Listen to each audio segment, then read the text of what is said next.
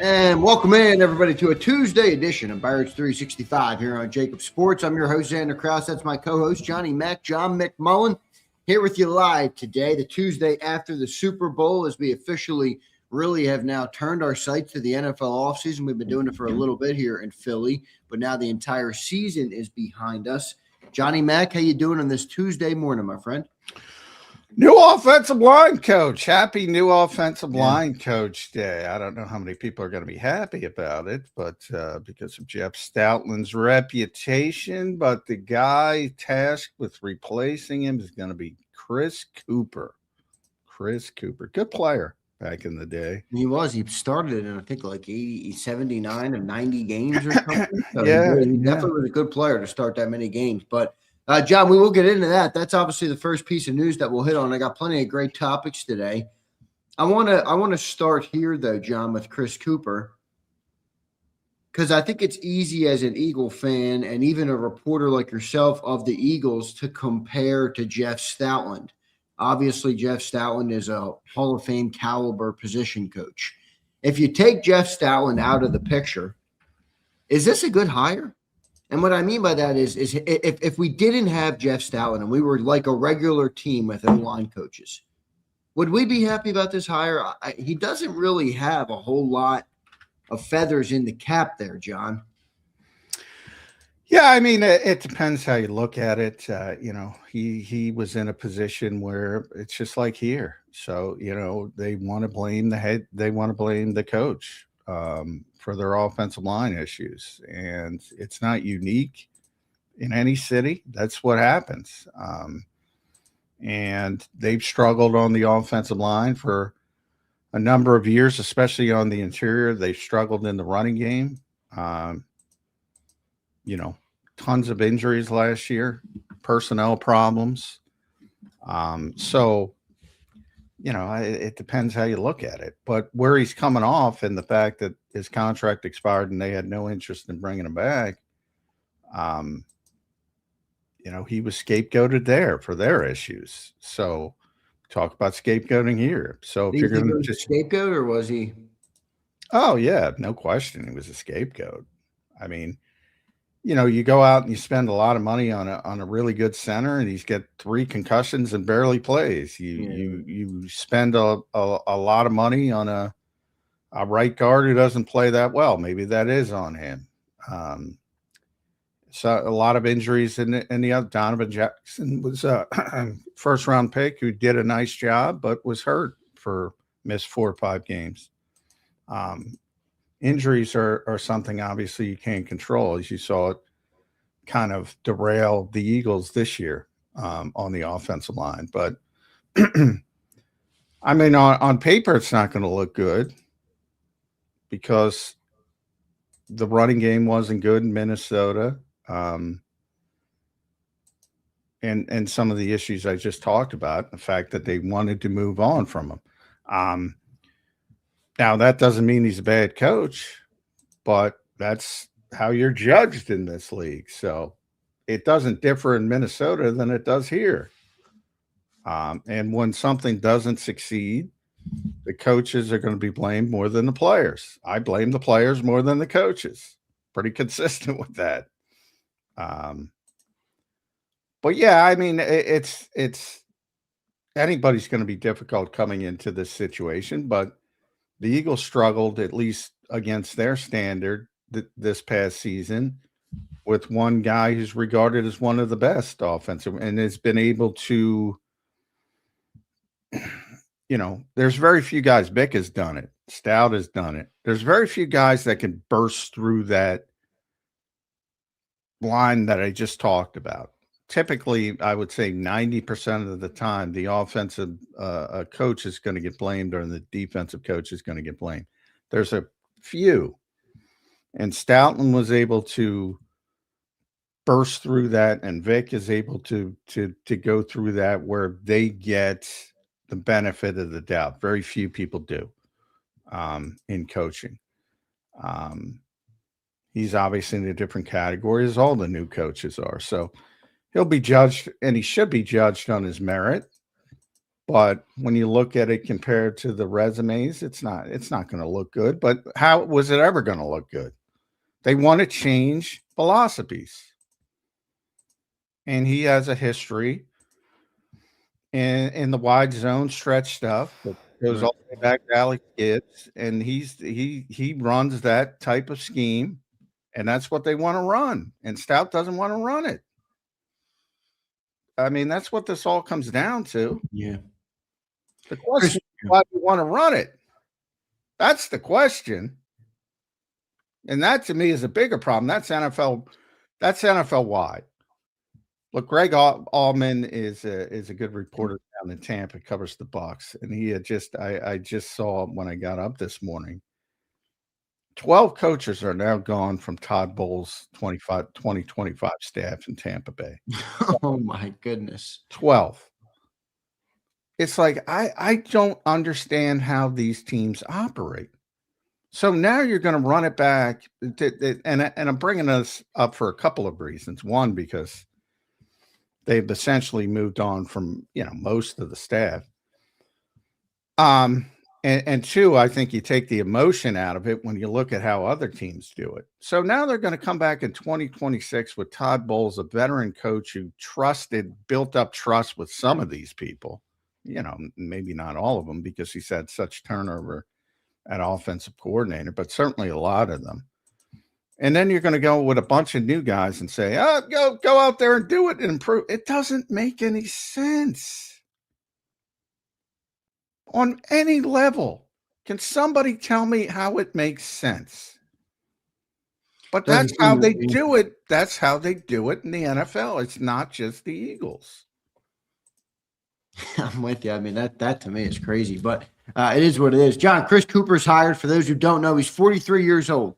All right, from Anchorage, Alaska, played his college ball at North Dakota. Not that matters all that much. He did have an 8-year playing career as a 5th-round draft pick to Denver. Started 79 and 90 games. How about that, folks? In his last 2 seasons, he blocked for Peyton Manning. So that's kind of the rundown on him as a person. He's coached the Vikings O-line for the last 4 years, from 22 to 2026. And then this year, he was quietly let go. So kind of fired from that staff. And they're bringing in a new guy over there in Minnesota. John, how much of a concern is it that he was let go? I know you called him a scapegoat, but I think this is a little bit of an uphill battle here right now in Philly to be the O-line coach here. I know we got great players, but there's a lot of question marks about a lot of those great players. And I think this team needs a good O-line coach to kind of get the best out of them. And Chris Cooper coming off of firing, I know you called it a scapegoat. How much concern lies with that part of this hiring? Well, he didn't get fired. His contract expired. So, I thought you said yesterday his contract didn't expire. He got fired. Well, I may have, but if I did, I was incorrect. So his contract got expired. It was his 4th year. So 2 and 2. Okay. So it expired, but they didn't want to bring him back. Right. So it wasn't a firing, but it was exactly type of thing. Okay. Exactly. So, it's, potato, yada, yada. They didn't want him back. But his contract expired. So it's easy to frame it, to say, it's not that bad, but it is what it is. And they were ineffective.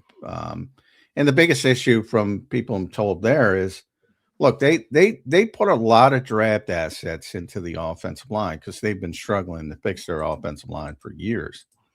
They used a 1st-round pick on Garrett Bradbury.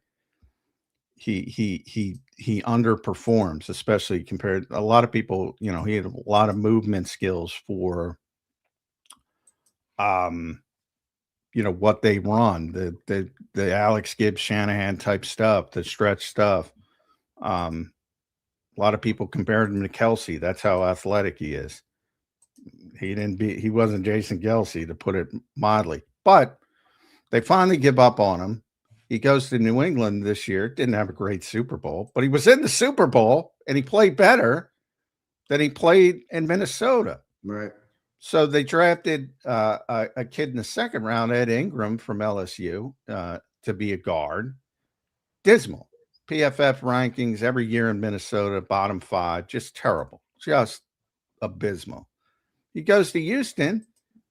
It's pretty good. And they're obviously a playoff team. And then if you go back even further, they used the second round pick on Ezra Cleveland. Now, some of these were before Chris got there, so he's not responsible for the draft. And not that he would be anyway, offensive line coach. And again, he leaves. They trade him because he underachieves to what they expected. And he's better in Jacksonville when he leaves.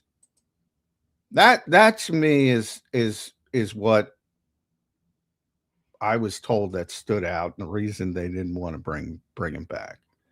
Similar to, why they fired their GM, because he made such a horrible evaluation at the quarterback position. But in the case of Chris, that's 3 high-level prospects, right, that didn't improve, or supposedly high-level prospects. And the bottom line is now you have evidence of them on the other side playing better.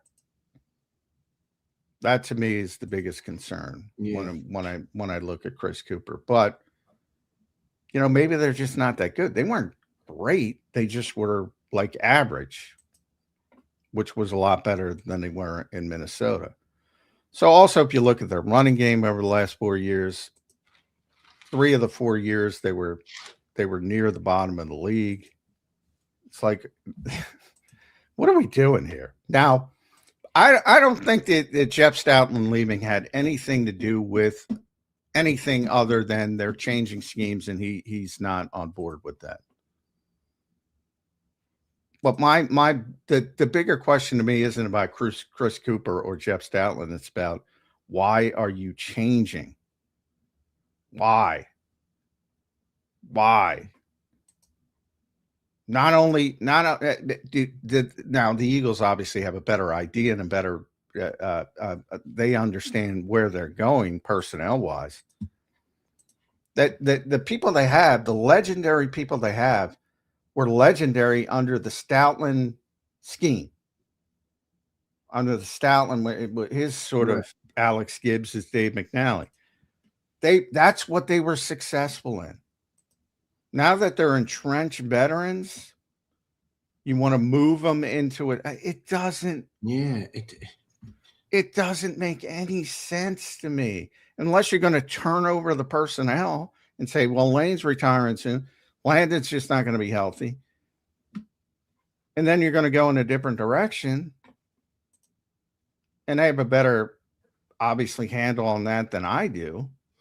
Yeah, but that to me, I do see where you're coming from with this. I mean, and you said this since before they made this change, John, with Sean Mannion and this new offense, that they're not built for this scheme. And now that they're switching it, you're seeing that there's, well, you're not seeing it yet, but we're speculating, and in some areas not speculating, that they don't have the personnel that lines up with this.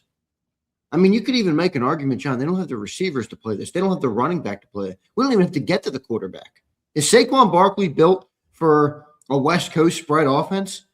I mean, I was reading this resource. He's not the most patient runner, which I pointed out. You need patience. I was reading this thing over the weekend. It's like this by Mark Lawrence, Football 101 on the West Coast offense. And I'm reading this website he's got about it. It's really good, very, very thorough, very, very football-y type of, write-up. And I'm reading him write about what the running back's role is in the offense. And I'm like, I don't know if Saquon Barkley does that well. Well, he doesn't. When it comes to the passing game, he doesn't. I mean, but passing, I mean, you need to pass protect. You need to stretch the field wide, like you always say, stretch wide on the run game and then get back upfield, patient, wait for the hole to open. I don't know. I mean, it's going to be interesting to see. I don't want to put a limit on what the players can do, but it does seemingly seem like not the right fit of an offense for the personnel as it is right now. Yeah, I don't get it. I don't get it. It's got nothing to do with the coaches. I don't get it. I don't get you. You built this team in a certain way, and I get it. If you're signaling, hey, this is a team on the descent, like I've been sort of intimating, but nobody agrees with me from a personnel standpoint on the offensive side of the football.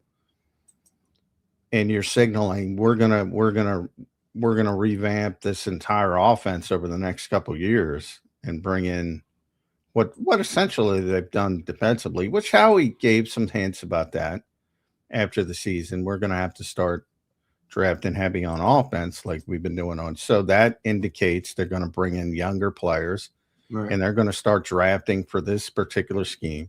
I don't like the West Coast. It's not the West Coast scheme. It's not Bill Walls. So I don't like, it's not, but it's a lot different than what the Eagles were.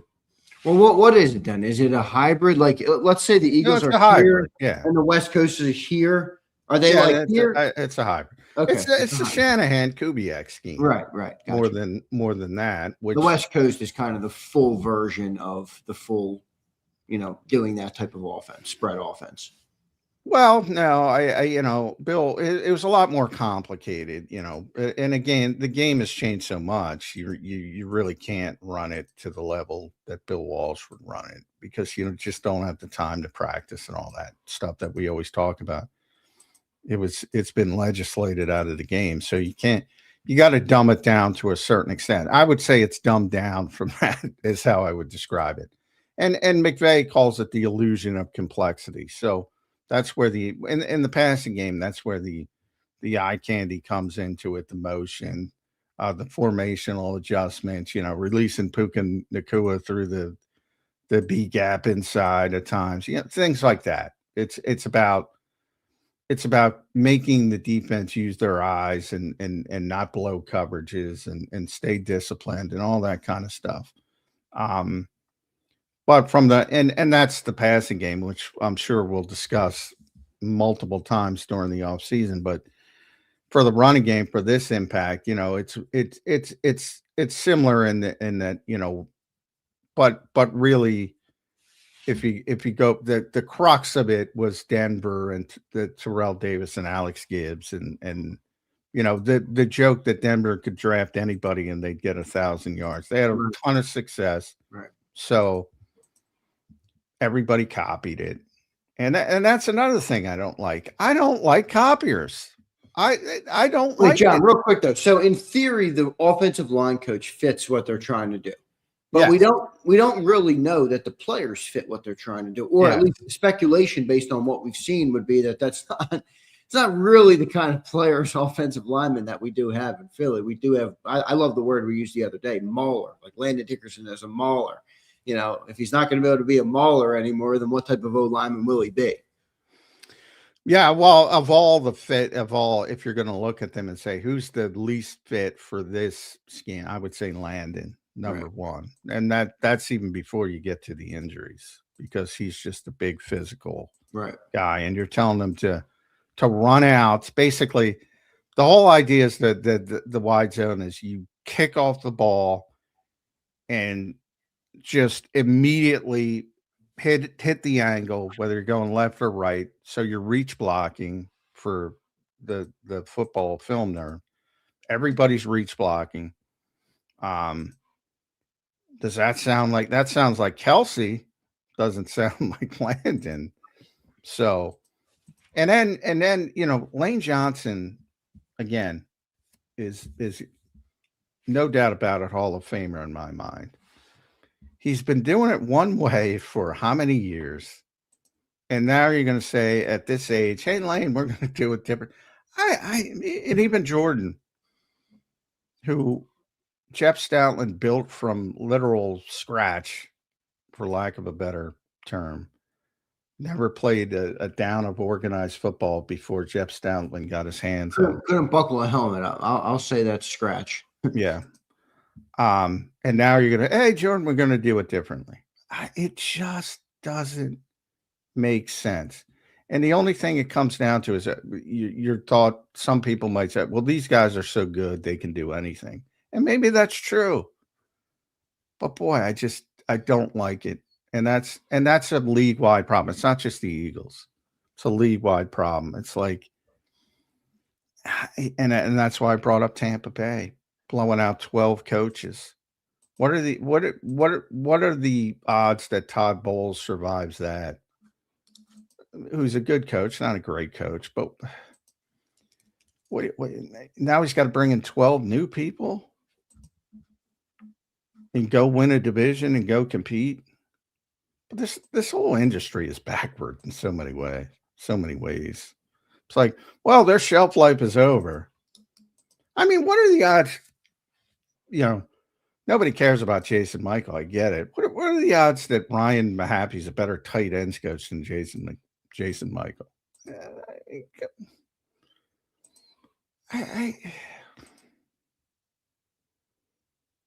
Bizarre to me. Bizarre. Interesting stuff here. Chris Cooper has landed as the new Eagles offensive line coach, which means they've kind of split the roles, guys, of Jeff Stoutland. I'm sure you've noticed this. So kind of a split role now in Stoutland. Mahaffey's going to be the tight ends coach and the run game coordinator. That's Ryan Mahaffey, 38-year-old hire out of Green Bay. And then you have Chris Cooper now, who will be the offensive line coach. And I think it ends there. He'll be the O-line coach. That's it. John, seems to me, and I don't want to be too hard on Chris Cooper this morning, but I will be a little hard on him. Seems to me like a downgrade. I mean, I think you're going to downgrade from anybody with Jeff Stoutland, but this seems like a clear he doesn't really have that much success.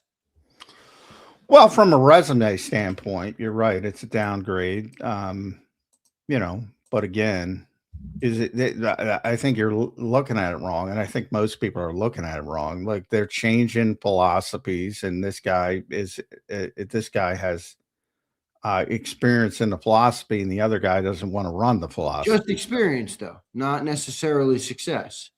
No, but again, I think that has more to do with the personnel. Right. Okay. So, yeah, I mean, it's just come hell or high water. I mean, I guess the positive is to everyone who wants change. You're getting changed, man. Oh, we're getting changed to the next degree, John. We're getting big change here. So what are the odds the next 5 years are as successful as the last 5 years? I don't like those odds. No, I don't either, really. Good stuff there, John. Good opening segment here on Chris Cooper. All right, the O-line coach has officially been replaced. Jeff Stoutland is out, and we will see what ends up happening with Jeff Stoutland, if he coaches somewhere else this year or if he stays on the Eagles staff. I don't think he would do that, John. Have you heard anything more about that? When he's definitely not staying here. No. You know how they release it, though. Oh, well, he's been given an option. You know what I mean? He can stay in Philly. He's just not going to be. They do the same thing with Petula. They don't fire these guys. I don't. Well, he could definitely stay in Philly if he wants. His wife loves it here, so I know that. It's one of the reasons he stayed as long as he has. But, and he look. Hopefully, yeah. There's already talk that he might go to the Jets with Frank Reich. We'll see if that shakes out. If he does want to take a year off, hopefully I think, he's upset more than the team's upset. So I think from that standpoint, hopefully it'll calm down and if he wants to, they'll open the building for him and say, just like Kelsey or anybody can stop by and hang out at a training camp and all that. And if he doesn't want to coach, hopefully they get to that point. Just be a friend of the program, so to speak. I think that's possible. But that's, to me, the bigger isn't about the people. It's about why the Eagles are doing what they're doing. They believe, I guess, it's the best way forward. We will find out if they are right about that. The offense has been ugly, and I think we've all talked about it ad nauseum. So there we are getting as the running game hasn't typically. This year it was. So I mean, and it wasn't as bad as we thought it was this year. I know it wasn't like obviously historic like the year prior, but weren't they a top 10 running team like by most metrics? Well, they were better than people thought they were. And they got, by the way, ironically, they got better when Nick stepped in and ordered the changes. They got better. Obviously, still not as up to, but over the long haul, they've been very successful in the running game. So to me, this part of it's different. Now, to be fair to them, you can't just say, "Oh, well, we'll stick with our same running game and we want to run, Shanahan, McVay level." That's part of it. You set up. You don't set up what they want to do passing without doing what they do running, and vice versa. So you can't just piecemeal it. So obviously, the passing game is deemed more important. And it was ugly, and that is ugly, and it has been ugly for a long time. So this is sort of the unintended consequence of that. We will find out how it goes. John, if I ask you to do this might be hard to do, I guess, this early in the offseason, but do you have an idea of what you think a ceiling and a floor would be for this new Eagles offense?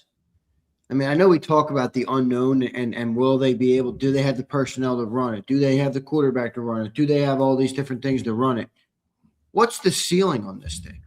Could they explode and become the greatest show on turf part two? I'm exaggerating. I'm embellishing, obviously. Well, definitely not. No, I'm just saying, what is, in your eyes, what is the ceiling and the floor if you have it right now? And I understand this can change based on personnel changes that happen in the ensuing months.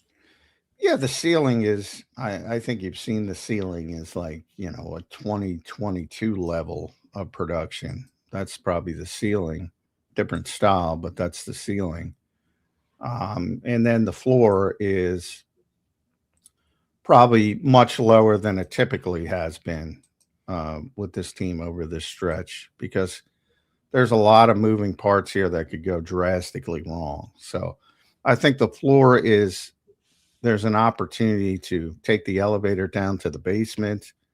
And I think the ceiling is still pretty high if everybody comes back and everybody's healthy and you still have a lot of good players. So I still think the ceiling is high, but the floor is much lower than it has typically been with what's going on. Going to be interesting to see how it plays out. I want to thank everybody for being here today. Good segment one. Chris Cooper is in, all right, as Eagles offensive line coach. We do have some good topics today that we're going to get to. All right, you're going to start to look at this offseason a little deeper.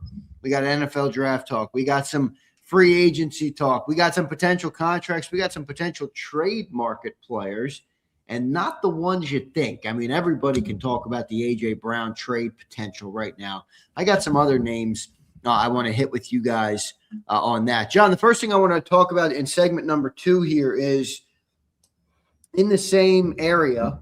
All right, we now have Chris Cooper. And one of the things I think many fans are ready for or even expecting is drafting of offensive linemen high up in the draft. Okay, so you're going to have potentially Cooper's first class. Now, I understand Cooper's not going to be making the picks. Doesn't have, that much pedigree in the building, but it will be his first, developmental guy to work with or draft pick guy to work with. If I'm not mistaken, John, Stoutland's very first offensive lineman was Lane Johnson, I believe. So that turned out to be pretty good. What does the O-line draft board look like now? And do you think this changes how we would approach drafting offensive linemen early? Yeah, I think it will. I know already so many people have jumped to Caden Proctor at 23 for the Eagles. I think, if he's there, but I think that mindset might have to change because that seems like a player that would fit the old scheme. And I think you might have to start drafting a different style of offensive lineman as you move forward. Now, to say Stoutland's first pick was, first developmental process with Lane, he was the 4th pick in the draft. The Eagles stunk at the time, and that's a big time prospect. Now, Lane will tell you, look at his film in his rookie season, it was terrible, and Stoutland, really developed him. So he does deserve credit. But let's also say that, the crown jewel of Jeff Stoutland is Jordan Mailata. not Lane Johnson. Lane Johnson Yeah, might Lane be was, the I was a big prospect. yeah, might be the most athletic big man ever. Playing right tackle in the NFL. So a lot of physical gifts that Lane Johnson has. And so does Jordan, but different, obviously, never played football and all that kind of stuff. I think you're already started, with Miles Hinton and Cam Williams and Drew Kendall and Willie Lampkin. Those two guys, Drew Kendall and Willie Lampkin, are already here. Those two guys, to me, seem like potential fits for the new scheme. If they can develop them, but that's easier said than done. I think Miles Hinton and Cameron Williams are young enough to, not be beholden to what they've learned for a decade. So I don't think, those guys right off the bat. Now, they're not Lane Johnson level prospects. You got 3 day 3 picks, and Willie Lampkin was undrafted. But to me, those will be like interesting players to look to see the difference and can they get them going, and develop them, and can Chris Cooper do that? Again, his history in Minnesota is mixed. I mentioned some of the guys he wasn't able to develop that are higher prospects, second round picks, first round picks. So that to me will, tell the story. Can they get guys like that up to speed? But as far as drafting goes, yeah, I mean, in theory, you got to draft a different style of offensive linemen. And that may start this year. It may not. I'm sure they'll draft an offensive lineman somewhere along the line. And what's your gut right now in first round of an alignment? Will it be round 1, round 2, round 3? I'm sure it'll be a premium pick, but I'm not sure which. Well, they'll definitely take one on the first 2 days of the draft. Like Spencer Fano to me would be the new guy. Like he would be the home run hit for the new scheme. The kid from Utah, but from everything I see, he's going to be a top 10 pick. So he's out of the equation. Proctor, I'm just looking at Proctor. He's 6'7", 366. That's what they list him as. I mean, you want him running off the ball at an angle? Yeah, no.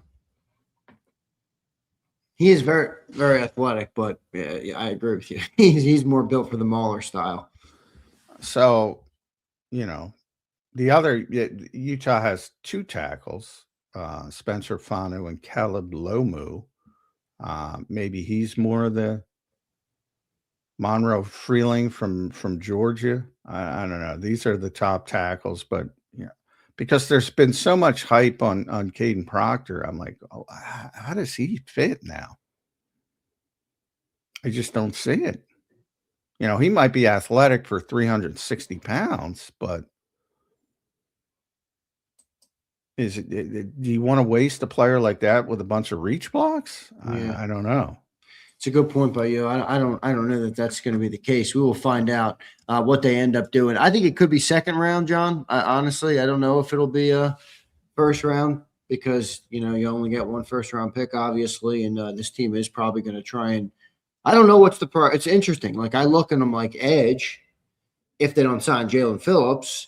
Offensive linemen, if they don't feel great about Landon or Lane or or some of these guys, they could go a lot of different ways. You could even make an argument. Wide receiver, if they get rid of AJ, right? Yeah, right. I mean, there's a lot of things, and that's why it's an exercise in futility until free agency comes and you see what the plan is, or at least you can framework. All right, they got a wide receiver. Maybe they get a player maybe Jalen Phillips is back and you take edge off the table. So yeah, I mean, right now we're flying blind, as they say.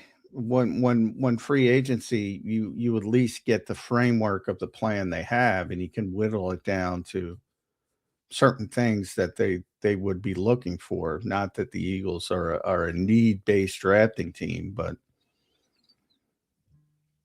need is the worst talent evaluator in sports. But again, you can say, take the best player. But if you have a quarterback, for instance, you don't take a quarterback. I mean, there's some context to that. There is some nuance, right? Yeah. So you get a better feel after free agency. Good stuff there, Johnny Mac. John, continuing to look at this first round. I think we stay there for a little bit, talk about what could come in this and really the first couple rounds. It's not only limited to the first round, but you can see the variance in what people are looking for. You see, where's that comment? I just saw somebody commented. Cornerback, safety, tight end, wide receiver. I mean, you got offensive linemen. You got all these different positions, cornerback too, all these different spots, John, where the Eagles could end up going. I think edge is going to be a bigger priority than them because I'm not sure if they think Nolan Smith is a long-term player just yet. And then obviously Jalen Phillips is out there. And if Jalen Phillips is going to get $25 million from somebody in the open market, my guess would be he's not back in Philly. And then you're back to where you started pre-Jalen Phillips trade, John, with Nolan Smith and Jalix Hunt, both more developed players at that point, but probably still not enough to anchor your edge rushing group. It feels to me like they'd go edge if they're not able to get Jalen Phillips back. And obviously you'll know by that point because free agency is before the draft. Yeah, definitely. I mean, edge is on the top of the list if they don't get Jalen Phillips back. You saw what they did last year now in hindsight to try to get an edge rusher. I mean, they were trying the entire time, come hell or high water, to get a big time edge rusher. And if, I don't want to compare Jalen Phillips to Micah Parsons or Myles Garrett, but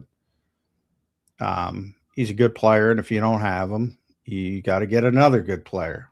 And the easiest way to do that would be in the draft without spending $35 million. Because I'm not a Crosby to the Eagles guy. No, me neither. I don't think he reaches the level of Micah or Miles to where they'll move mountains to bring in a player like that. Yeah. Good player. But he's just different level. It was a pretty strong story yesterday we talked about with Jalen Carter being offered potentially for Micah Parsons. Some people were commenting, it's bullshit. We bought the it's BS from Micah Parsons. He's lying. I don't know if it is or it isn't. People, I mean, why? Like, why is it so hard for you to believe? Well, I mean, it does come from Micah. It didn't come from, reputable. Well, it's not that point. It's but the point in general. Like when all this stuff comes out and it eventually comes out, and it's true 90% of the time. Like I said, I just wrote about this on Sports Illustrated. The Shane stuff with Saquon Barkley, the Joe Shane stuff. Like that's why people they do not want people hearing their conversations because they talk about everybody. Everybody. So all your favorite players, that's their jobs. That's what that's all they do. Is talk about, well, he's not what he once was. Maybe we can do this. Maybe we can do that. Should we think about moving? All these conversations, which could be by a fan base perspective, could be described as disrespectful, is business as usual in any NFL building. So whomever your favorite player is, they get talked about. Because this league moves quickly, very, very quickly. And by that, I mean players ascend and they descend, and there's no stasis where there's very few players who are untouchable. And if you can get Micah Parsons, there's even fewer that are untouchable.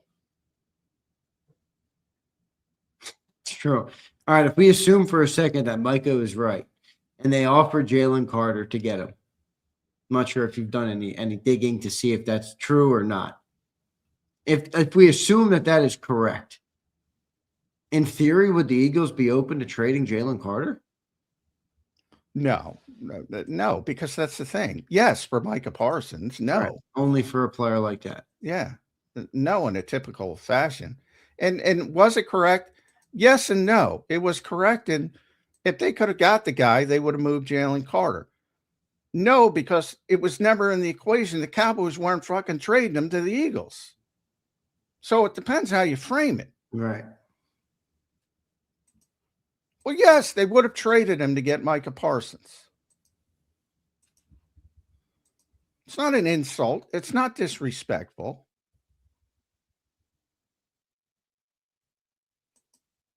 It's one of the things that drives me nuts. Pet peeve. Well, I think people have put the cart before the horse, me included, guilty as charged on Jalen Carter. I mean, I think we think about him like he's the best defensive tackle in football, and he has the potential to be, but he hasn't necessarily reached that just yet. No, he has not. Yeah. He has the potential. He's the most. He's the most talented. Is I think the best way to describe it. Or he's in the conversation. He's in a very small conversation of being the most talented defensive tackle in football. But no, he's not performed at that level. He got close. He was top 5 in 2024, and then just the injuries. Kind of he did not play well last year. But I think he's kind of looming this summer, though, John. That's why I think it's a relevant conversation. I mean, if they were willing to trade him for Micah, I understand your point about you trading. There's two players. There's 2 players they're willing to trade him for: Myles Garrett, and Micah Parsons, and Micah's off the board now. So is Myles Garrett going to be they'll trade the building for Myles Garrett? Is he going to force his way out? I don't know. Jim Schwartz is gone. I know he liked Jim, and who knows where Myles is. But what did you do? I thought did Jim do a new deal with them or what? No, he resigned. Jim Schwartz, did he? Yeah.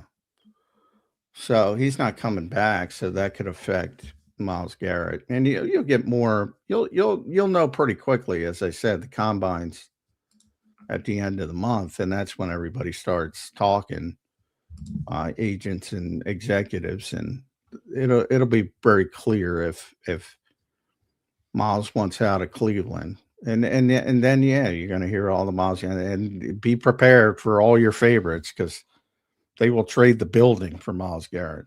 Yeah, no doubt about that. We will see what ends up happening. John, back to the draft real quick. Where do you think they would draft an edge rusher if they sign Jalen Phillips? Is it off the board completely, you think? Because then they're probably pretty good at that spot, right? Yeah, I mean, if they sign Jalen Phillips, they're not getting Myles Garrett. Yeah, I mean, now obviously everything has a butterfly effect. Did they think they have an opportunity to get Myles Garrett? They might know he's not on the trading block. Andrew Berry's consistently said he's not trading him. They signed him to a new deal. So it's very difficult. It would have to be the player being, so headstrong that I'm just not going to play for this team anymore. And then at some point you got to do something. That's a very small path. So yeah, I think the Eagles are operating with, they got to get Jalen Phillips back in the mold, but he's the one guy in free agency that's young, that's ascending, and who could break the bank. And I'm sure they're going to have a walkaway number, so to speak. But if you lose him, then you got to get somebody else to replace him. Any idea what you think the walkaway number would be? I know I've set mine at 20. Yours is a little higher than mine is. Where do you think the Eagles would be? Well, I think, these contract projections are you got to see where the market is first. Obviously, the cap is going up from 279 to 304-ish, 5-ish, somewhere in that range. So all these people justifying their contract projections on last year are not taking that into effect. So by and large, the cap goes up, the contracts go up. He's got an injury history. I would say hopefully from the Eagles' perspective, that'll press down the market a little bit. However, significant injuries. I mean, Achilles and an ACL and back-to-back. yeah, but he looked pretty good last year. Yeah, I know. But Landon Dickerson looked pretty good for a year, 2 years. He's banged up. Well, I don't think those injuries, especially in the modern era, are considered terribly, like Landon's got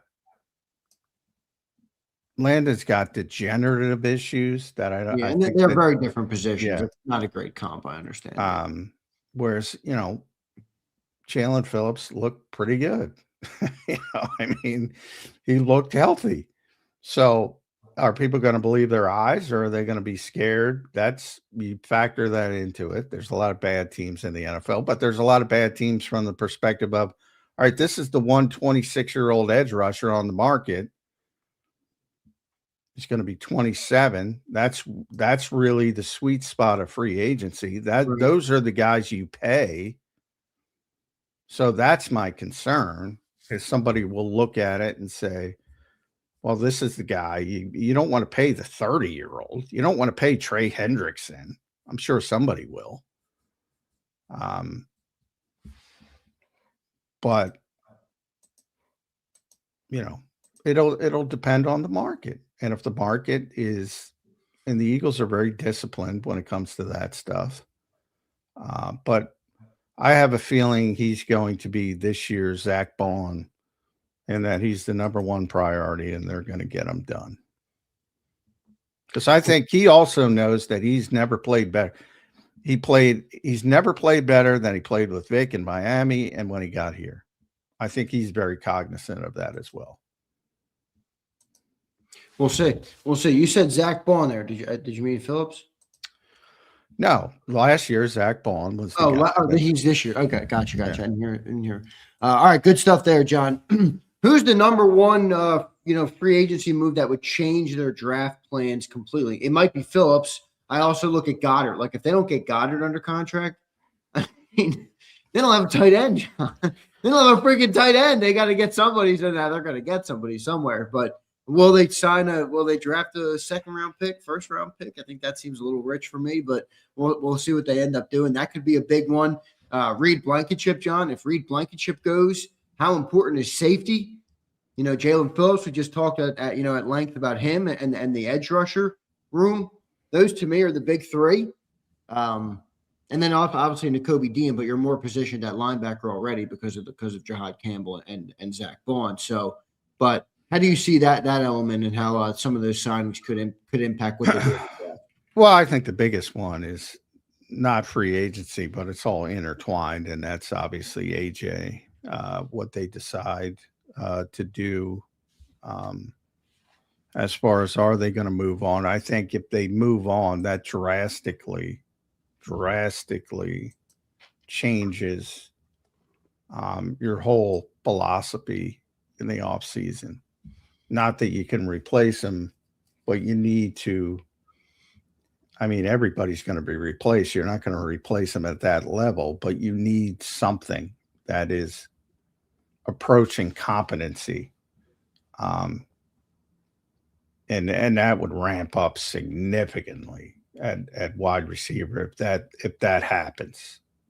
So that to me is by far the number one stone to fall in the new league year. What are the Eagles going to do? Can they work it out? Is he just going to be like, yeah, I don't want any part of this? So I think everything else pales in comparison. Dallas Goedert, I don't expect him to be back. He's going to be 32 years old. He took a $4 million pay cut. I don't think he wants to be back. I think that pissed him off. This will be his last chance to probably get a 2-year deal with somewhat significant money. He's coming off a career year from a touchdown standpoint, and he scored a shitload of touchdowns, and that kind of stuff gets you paid because there's a bunch of shitty GMs in this league who aren't looking at the blocking tape. And then he just had a really bad year from the blocking aspect, which obviously is going to be a key part of this team moving forward to get the run game going again. So I don't even think he's going to be back. So yeah, they're going to have to get a tight end somewhere, whether that's in free agency or that's in the draft. I find it hard to believe they take a tight end in the first round. There's one, the kid from Oregon, that could go. I don't even think he'll reach the Eagles. But yeah, they're going to have to find a tight end somewhere. Not a whole lot of free agent tight ends. I mean, you have Goddard, you have David Njoku. Well, you remember you have the trade market. People have been talking about Michael Mayer coming here for years. True. There's a lot of different. Kyle Pitts will be on the open market. Too expensive, way too expensive. And he doesn't fit. I'm just saying. I'm just throwing the name out there just to see like what he would get. You know, and he's a Philly kid, so people get excited by that. Kylan Granson's a free agent. Yeah, they're all free agents. Grant's a free agent. Collins a free agent. Yeah, they're all free agents. Dallas is a free agent. They might bring one of them back. 1-year deal type of deal, veteran minimum. Not Dallas. Dallas is going to get a decent contract, and I think he's going to move on. And Reed, I think, will be the easiest one to get back. Because he didn't have a great year. He's not going to get overpaid. The Eagles love him. How about Isaiah Likely? Free agent, Baltimore, 25. Yeah, he's a good player. He's a good player. Younger. I don't know why Baltimore would leave him out of the building. A lot of these guys aren't even going to get the free agency. That's another thing people don't realize. Yeah, so, right. And I don't think, he's a guy that I don't think they'll let out of their building, but I don't cover the Ravens every day, but he's a good player. I just don't think he'll be available.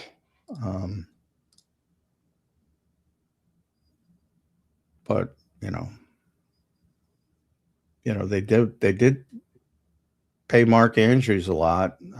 So maybe they don't want to pay two tight ends like that. Yeah, it's true. So there's a lot of things that can I would say factor in. Likely is unlikely. Go on, Drozone. Well done. There's a lot of things that factor into it in every city. So, before, like the really, really top guys who are going to get franchised, like Dallas already talking about franchising Pickens.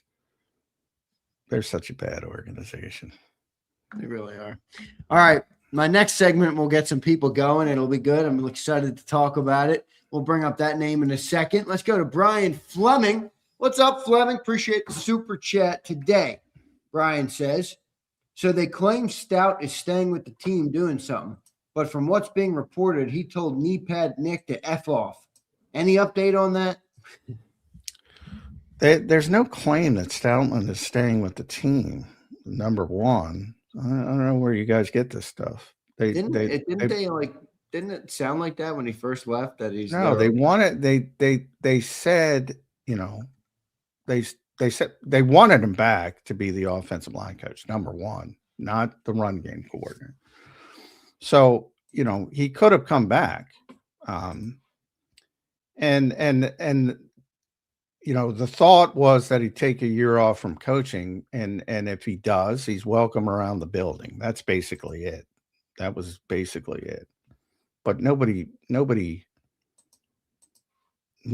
said he's going to be part of the organization. They said he is welcome to be part of the organization because of all he's done for the Eagles over the years, which is, that's should be self-explanatory. But the question is, does he want to coach somewhere else? As I said already, some people have brought up Frank Reich with the Jets, and I that might be speculation more than anything else. You know how the people collected, Frank Reich's with the Jets, maybe he can go there. So to me, that's all speculation. If he wants to coach, I'm sure he'll have the opportunity. But remember how late this is. Everybody's got an offensive line coach. The Eagles are one of the last ones to have to hire an offensive line coach. So it's almost. Have the Giants hired an offensive line coach yet? Let's see. It's tough to get these lists, but I can get them with these offensive line. I mean, there's a couple open spots. I know that. I expect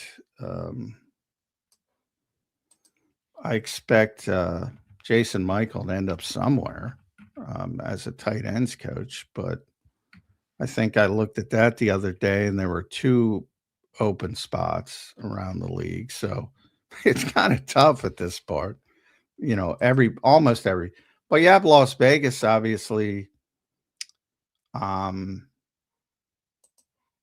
has or have to build up a staff. So I don't know where they are, but all right, here we go.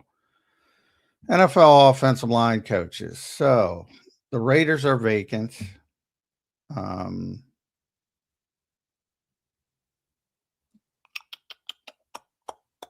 that's it. So somebody would have to fire somebody. That's it. The only vacant O-line spot is the Raiders. Yeah, the Jets already have an offensive line coach, Steve Hyden. Now you can do the senior offensive assistant, like Minnesota. They hired Frank. There's the ways to make roles in the NFL. Yeah, Minnesota hired Frank Smith as the assistant head coach, the guy the Eagles interviewed to be the offensive coordinator, who was the offensive coordinator in Miami, who's really the offensive line coach. But they have an offensive line coach to replace Chris Cooper. But the real offensive line coach is Frank Smith, if that makes sense. So there are ways you can get around it. But right now, as we speak, 31 of the 32 teams have offensive line coaches. Yeah, that's interesting. We'll see what ends up happening there. Fleming, thanks for the super chat, brother. Here's our boy HKP. HKP, thank you, brother. This is no Temu thrift store stupor. I'm actually going to start calling the $2 supers the Temu supers. I can't even buy anything on Temu with this. Come on, man. HKP, thanks for the $20 super chat. He says, so basically another Temu thrift store off season ? No, I don't think it'll be as I don't think they're going to go crazy because they don't have the space for that. And again, AJ means so much because he changes everything from a cap standpoint as well, if you have to move on from them. So that makes you almost by necessity to be less aggressive. But I don't think it'll be quite as bad as last year. But it's not going to be over the top. And if it is, it's going to be more trades, I would say, than anything else. Well, where do you see him spending significant money this offseason? Well, it depends who, like there is a chance it's Temu, right? I mean, if they let Goddard walk, last they season, bring AJ back, they're not going to shell out any more money there. I don't think they didn't sign their highest allocation in free agency last year was Azeez Ojulari, at $3.5 million. I do not think it'll be like that. Yeah, no, it can't be. You'll have one or two big, and again, it might be the trade market. It might be Jalen Phillips is what it might be. Well, yeah, internal, and the Eagles would say, well, we signed Zach Bond. Yeah, I'm not talking about the internal stuff of the last year, but that is a part of it, and it will drive Howie crazy if you don't add it into the equation. But my presumption is you're talking about outside people, not inside people. But last year they signed, some inside people. Zach being the most notable. So, yeah, that's always part of the equation. But it's like the Phillies when they bring back, what's his face? I'm drawing, the home run guy. Why can't I think of his name? Schwarber? Yeah, Schwarber. Thank you. And everybody's like, well, they haven't done anything. And they're like, well, we paid this guy 50 something million. Yeah, right. It's like nobody. If you have it, nobody looks at it as an allocation. Right, but it's a big freaking allegation. Yeah, well, we'll see what they end up doing. HKP, thanks for the $20 super brother. Appreciate you, man, for being here. Here's Pumper. Nothing like a Pumper super chat. He's changed the profile picture again. Fellas, so how are we going to spin this Cooper Cup higher? Brian Pumper is not falling for the banana in the tailpipe. Watched too much football, SMH. Well, if you watch too much football, you should know that you shouldn't be worried about coaches as much as you are. That's how I would frame it. The whole league gives off this, as I brought up with Tampa Bay, the whole league gives off this hint every year. Like, we just rotate guys. Minnesota doesn't want them, we'll bring them in. I wouldn't be surprised because Minnesota lost their tight ends coach to be the offensive coordinator. Where did he go? I forget where. Pittsburgh. He got the offensive coordinator a job. I wouldn't be surprised if they bring in Jason Michael because they're one of the 2 or 3 teams looking for a tight ends coach. Right. They just, all right, we don't want them, you take them. We don't want them, you take them. It's the whole league. They do this shit every year. Why don't the Eagles give more information? Like, are they gone or not? Is Scott Loeffler gone or not? I know we think he's gone because he's going to be gone, but is Jason Michael gone or not? They haven't announced that, but they hired a tight ends coach. Are they gone officially? No. Are they gone? Yes. Yes. I mean, because people don't want to say it. Like, the easiest thing is, with expiring contracts, as we said, and you just don't want the guy back and you let him walk. That's the easiest way in the coaching world. But, you don't want to announce they're fired so they can go get another job. And it's, sort of a courtesy. But, yeah, Scott Loeffler's not coming back for all the Loeffler people. No. Jason's not coming back. Now, Kevin's a little bit weird because he might come back in an administrative role. But I assume he'll get some kind of senior offensive position somewhere. And then that'll shake out at some point. But like, it is.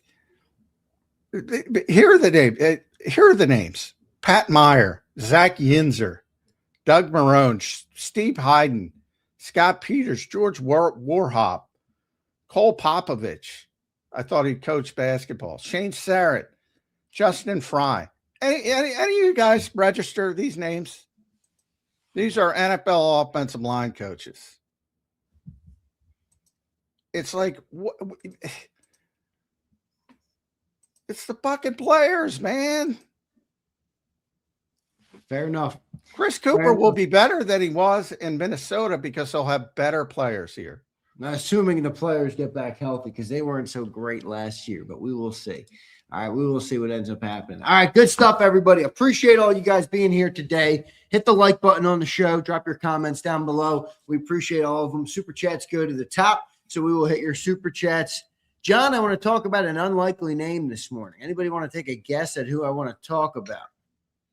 John, you want to take a stab at who I want to talk about? Jahan Dotson.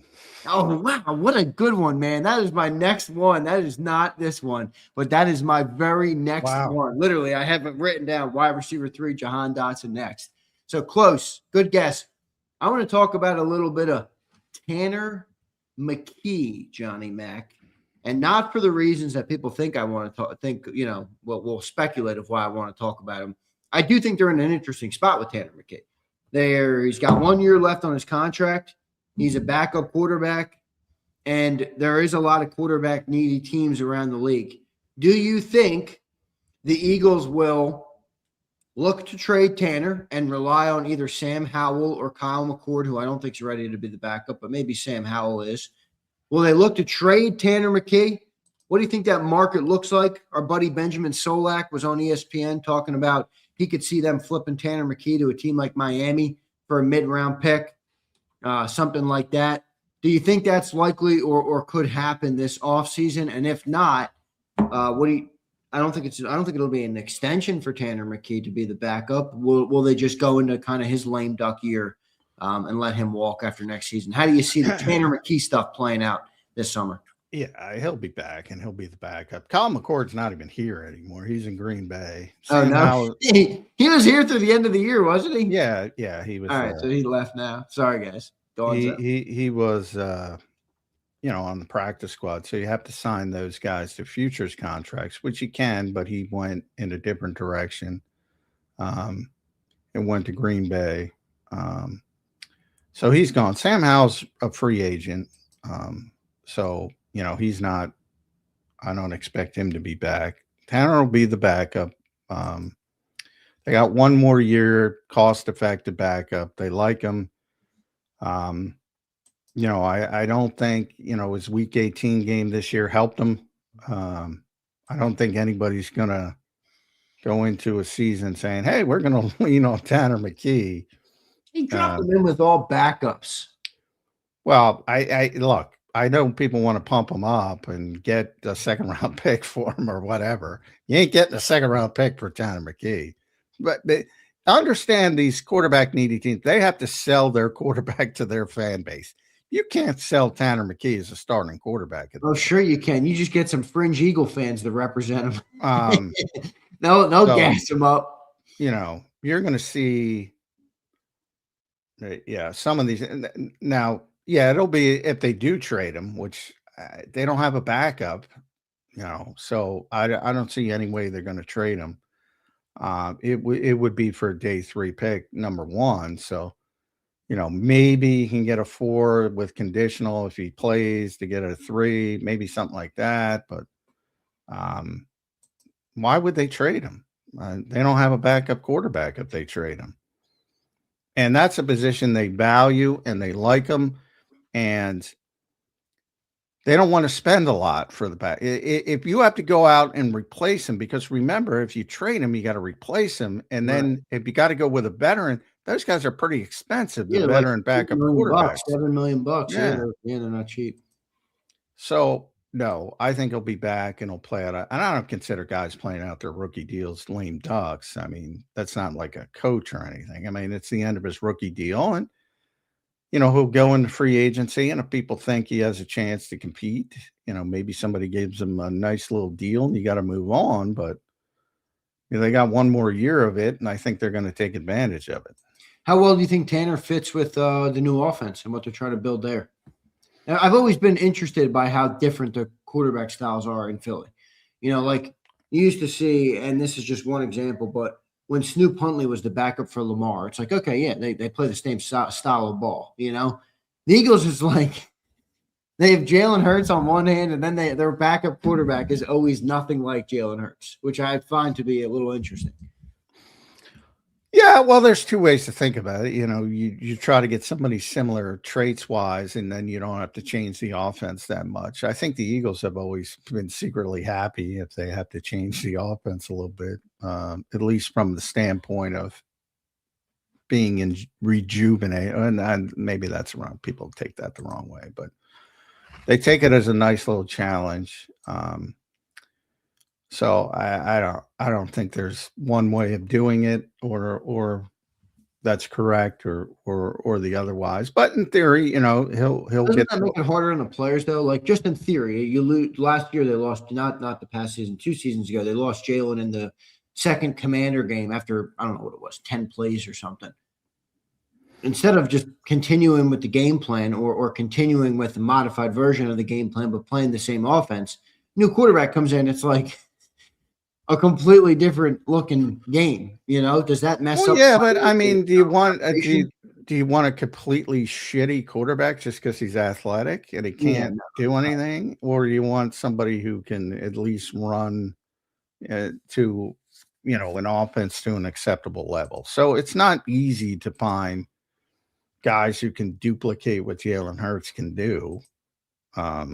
It's easier to find guys who can do what Tanner McKee does. It's one of the reasons we talk about why isn't he so high on top 10 list? Why does everybody disrespect Jalen Hurts?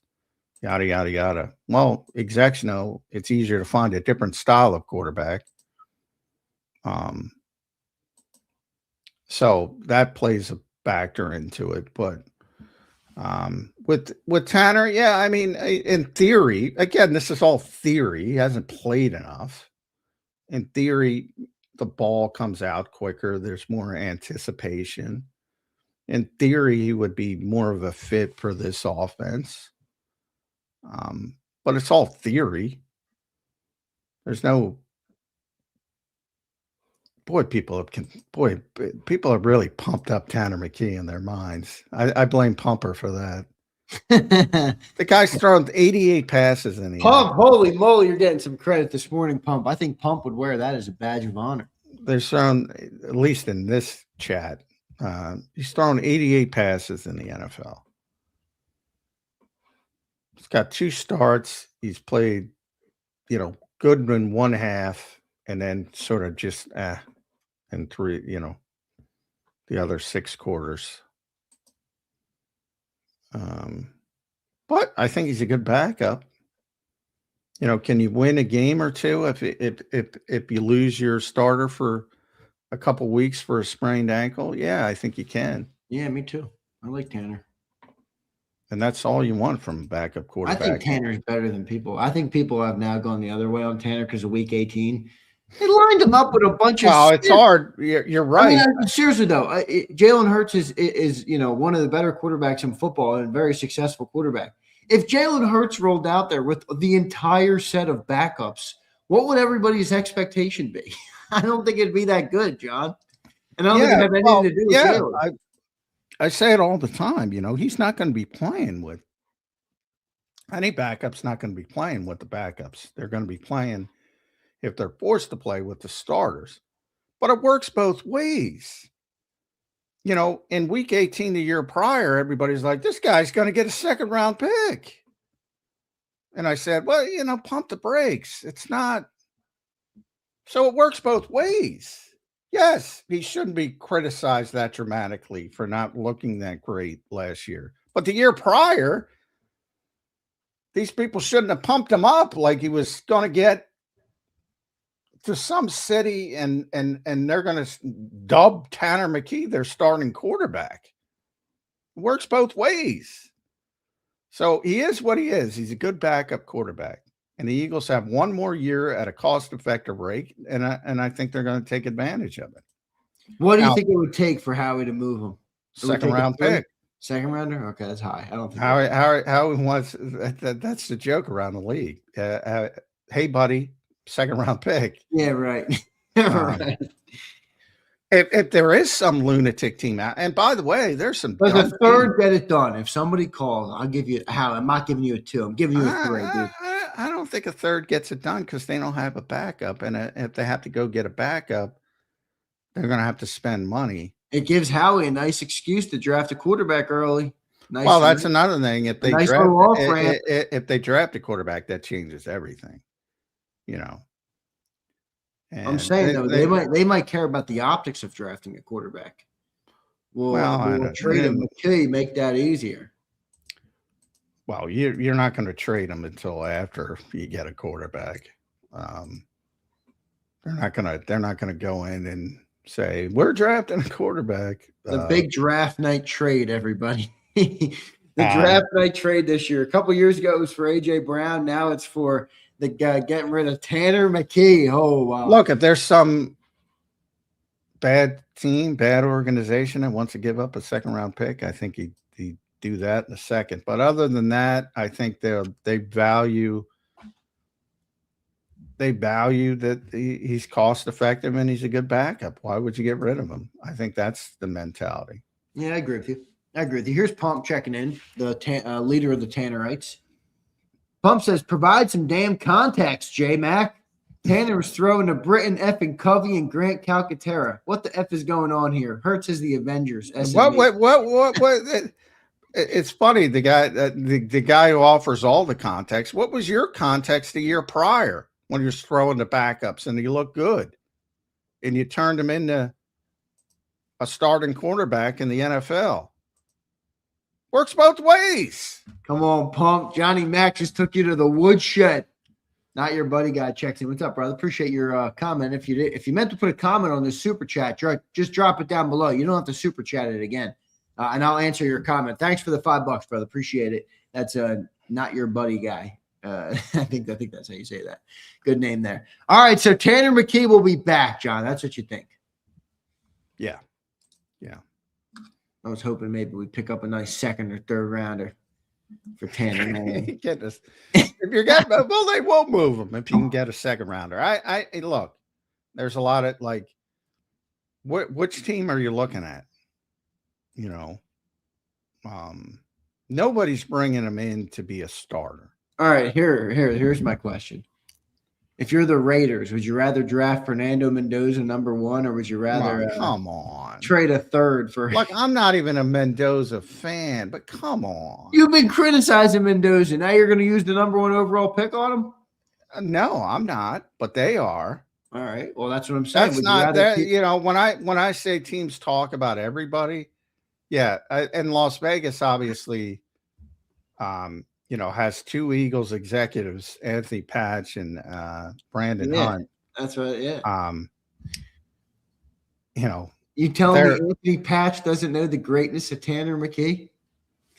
Yeah, he knows they're going to lose their jobs really quickly if they pass over Fernando Mendoza for Tanner McKee.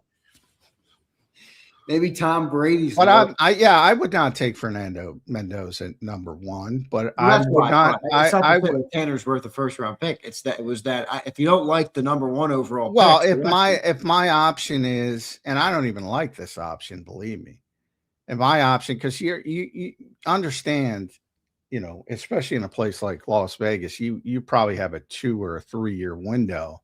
And that window actually increases if you draft a kid #1, because you could at least say, well, he needs time to develop.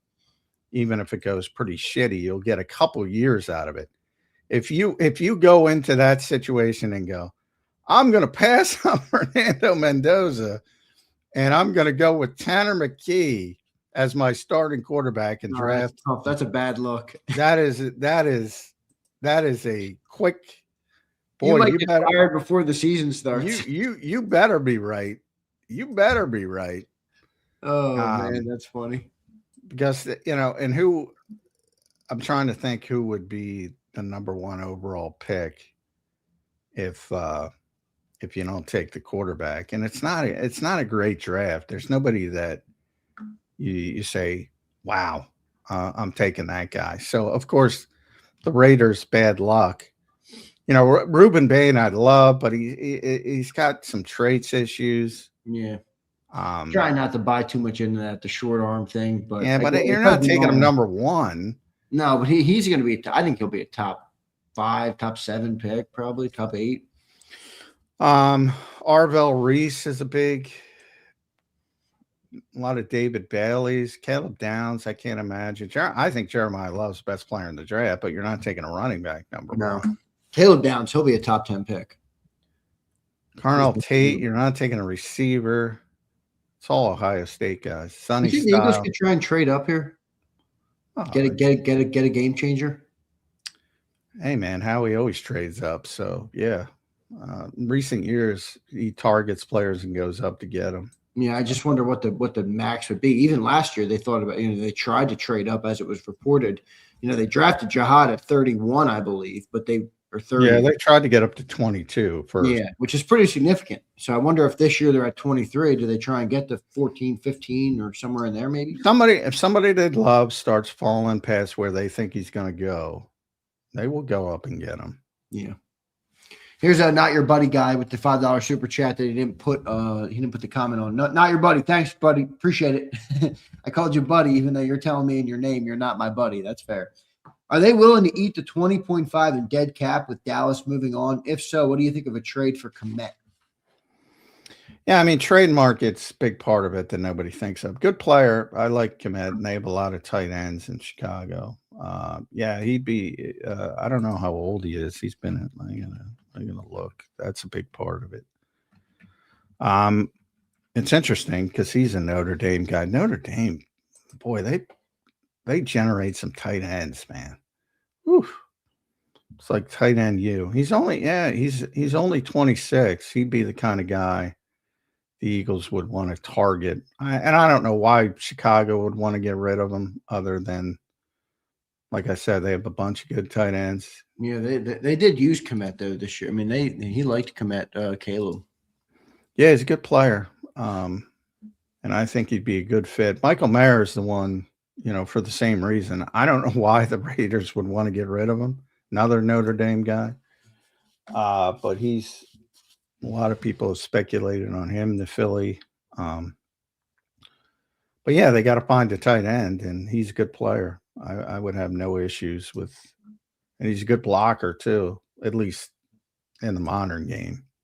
He's more of a two-way tight end who can do both. Yeah. Yeah, so he's a good player. Baked Bisquick says we're getting likely. Let's see. I brought up likely a little earlier in the show. Here's Flexing and Stepping. J-Mac laying the smackdown on Pump with a Timu $1.99 super. Our first Timu super of the I always love people. Yeah, and he doesn't. Tanner McKee doesn't. You shouldn't shit on him because he is playing with a bunch of backups, but you shouldn't talk him up like he's a superstar when he's playing with a bunch of backups the year prior and against a bunch of backups. That's my only point. And where does that at any level make sense?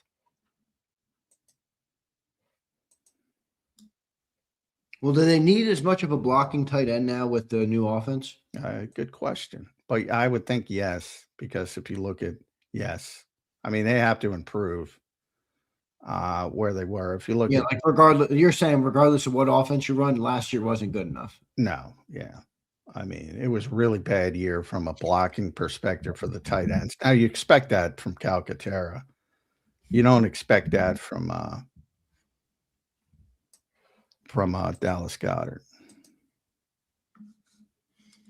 Flex, thanks for the super chat, brother. Appreciate everybody being here this morning. All right, good show so far. Couple good segments, 3 good segments so far. We got one here to wrap it up as well, and we will talk about that. We are going to talk about the receivers. We brought it up a little earlier. I don't just want to keep this on A.J. Brown, though, John, for our final segment here. Maybe a little bit more than our final segment. We got some more to go. We got about 36 minutes to play here on Birds 365. I don't just want to keep it focused all on AJ. I know AJ's the number one domino, so we will include him in this conversation. But considering the potential change of the offense, John, you got AJ Brown, you got Devontae Smith. Jahan Dotson's going to be a free agent, I believe. So do they try and potentially bring him back? I don't know. What do you kind of see as the future of this wide receiver room right now? The wide receiver 3 problem I'd like to start with first because I think everybody's heard a lot of A.J. Brown talk. Everybody, there's a lot of talk we've already had about A.J. Brown. What do you think about wide receiver 3? Do they bring back Jahan Dotson? Do they, look to draft somebody? Do they trade for somebody? Do they, try and find another cheap trade like they did with Dotson? Dotson was, pretty cheap trade that they had, who was a former first rounder in I forget what year with the Commanders. What do you think they do at wide receiver 3, and how much more important is this position in the new offense as opposed to what it was in the other offense that they ran, which didn't really get the wide receiver 3 all that involved? No, in theory, it should be much more important. So they got to get somebody to play wide receiver 3, and potentially wide receiver 1. Or wide receiver 2, depending. Which is a tough one. Tough. Yeah. So obviously, but if you're operating that AJ will be back, so you just need somebody wide. Jahan Dotson will not be back. I don't know what he ran coming out of Penn State, but it was really good because obviously he was like the 16th pick in the draft, so he ran 4.4-ish, and that's how quickly he'll be running out of the building to get more of an opportunity somewhere. And I don't expect him to get a big free agent deal. I expect him to have to, sign a one-year prove-it deal somewhere. But to me, he'll be looking for a bigger opportunity to try to resuscitate his career. So, I mean, you got to get somebody in-house. again, a lot of people excited about Darius Cooper. I don't know if you can count on that. I don't think that's the way to go about it. So, but as I've said pretty clearly, and you've seen it over the past 5 years or so, there's no position where you can find more ready to play contributors in the NFL draft than receiver, just because of how the game is played at the college level. There's a boatload of receivers every year. If you draft correctly, and I'm talking third round, I'm not talking first round. Right. You don't even need to go premium rounds anymore. Yeah. You can find a contributor, and I think that's the way the Eagles will go about it. To try and, again, this is in the best case scenario. You gotta have a real plan if you're moving on from AJ Brown. If you're just trying to get a wide receiver 3, I think you can get that in the draft. So so much of this offseason depends on what happens with AJ Brown, because it changes so many things at so many levels. And certainly when you boil it down to one position, and then you go into camp, if you do it, say you draft a wide receiver in the 3rd round, and you say, all right, go compete with Darius Cooper for that job, and then let the best man win. Right. And that's a pretty good plan. But there's so many receivers. Now you mentioned in theory that the wide receiver 3 should be more important, and I agree with you. I said that as well. Where this offense is different than the other offense. Will it actually though? Is that the game of Jalen and this offense? I know they're going to switch, but it's a good question. I don't think it is, and other people think I'm a hater. And well, you're not being a hater. I mean, and John, just entertain me as a football dummy compared to you. This new offense does rely on spreading the football to way more targets, doesn't it? That's why the running backs are used out of the backfield so much. That's why there's so much in the short pass game. This is why the 49ers sent what they did to trade for Christian McCaffrey, because he's got such the right skill set for his offense. Don't you need to spread the ball more in this offense, or is that you don't need to. I mean, the Rams are the best example, because they changed this year from what Sean McVay's typically been, because they had some injuries at wide receiver. And, basically for a long stretch there when Devontae Adams went down, it was basically Puka or bust at wide receiver, who had a phenomenal year. And then they got all the tight ends involved. So you can do it different ways. It doesn't have to be. The more traditional way would be the 3rd receiver, but the Rams happen to have 57 tight ends who can play. The Eagles don't have any tight ends under contract. The Eagles have 0 right now that can play. Well, they have 2 guys. EJ Jenkins. They have futures guys. Yeah, you're not trotting EJ Jenkins out and playing 13 first round. Jakeem Bell. Yeah. But, so you can do it different ways. But, the easiest way is to get the 3rd receiver involved. But you got to have a 3rd receiver too. And maybe it's as simple as Darius Cooper. He showed some signs, can block too. That's important in this offense to have receivers who block. And he showed that he could do that. Will that be as important? Yeah, I think it's you could argue that's even more important, because when you stretch it as much as they do. Got to get guys in the second level. Yeah. And if you've seen, Puka and Cooper Kupp are just phenomenal blockers. So if you can find that level of blocker, a wide receiver.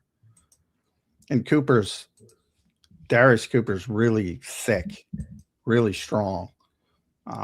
And he was such clean up some of the mental lapses he had last year, though. He's a rookie out of Tarleton State. Yeah, that's true.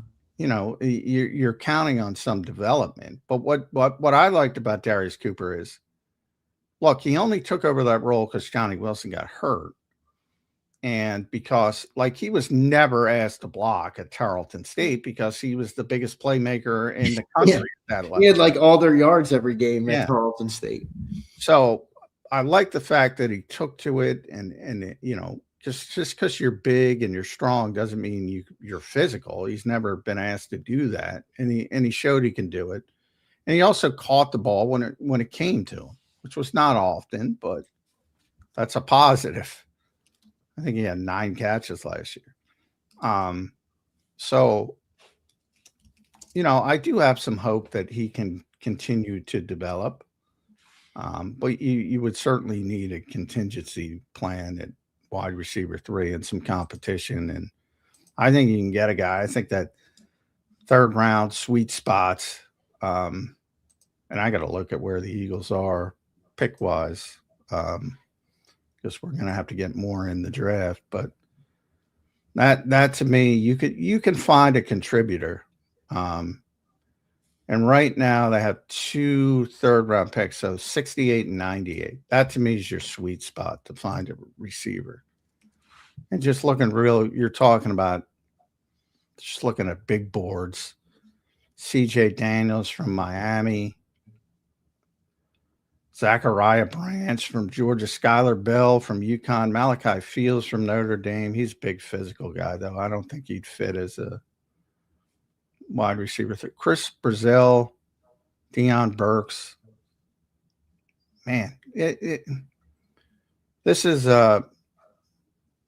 1, 2, 3, 4, 5, 6, 7, 8, 9, 10, 11, 12, 13, 14, 15, 16 players in the top 100 at wide receiver. 16. They grow receivers on trees. That's why during the Carson Wentz era, it was so frustrating that the Eagles couldn't find receivers. It's like everybody finds receivers. Now, I'm not talking about the level of the top tier, but just contributors. It has never been easier to find a receiver.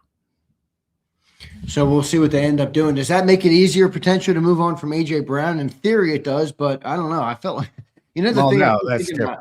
And the Eagles are not the Titans, so it's really a bad comp. I understand that, but I remember when the Titans were like, "Yeah, we're going to draft Treylon Burks and to replace A.J. Brown." Yeah, that's different when you talk about the true top tier guys. Because I went through it with Randy Moss as well with Troy Williamson, who was like the 7th pick in the draft, and they were like the same way. Oh, we're going to replace Randy Moss with Troy Williamson. Not going to work.